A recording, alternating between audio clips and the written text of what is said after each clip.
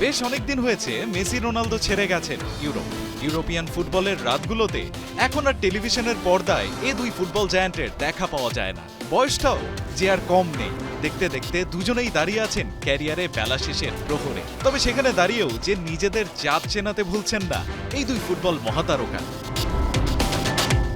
এবার ফিফা প্রোর 2024 সালের বিশ্ব একাদশের সংক্ষিপ্ত তালিকায়ও চট করে ঢুকে পড়েছেন CR7 আর LM10। 26 জনের এ তালিকায় ইউরোপের বাইরে থেকে জায়গা পেয়েছেন কেবল এ দুজনই।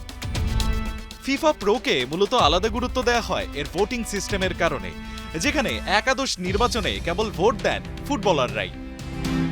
ম্যানচেস্টার ইউনাইটেড ছেড়ে 2022-এর শেষ দিনে সৌদি ক্লাব আল নাসরে পাড়ি জমিয়েছিলেন ক্রিস্টিয়ানো রোনালদো, আর 2023-এর জুনে পিএসজি ছেড়ে ইন্টার মায়ামিতে যোগ দিয়েছিলেন মেসি।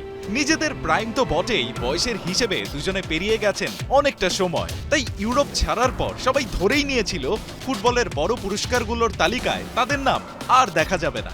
ধারণাটা একেবারে অযৌক্তিকও নয়।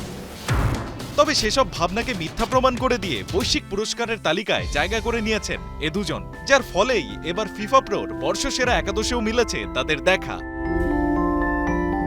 এ তালিকায় এখন অবধি সর্বোচ্চ 17 বার জায়গা পেয়েছেন আর্জেন্টাইন সুপারস্টার মেসি। 2007 সাল থেকে প্রতিবারই মেসি এ একাদশে জায়গা পেয়েছেন।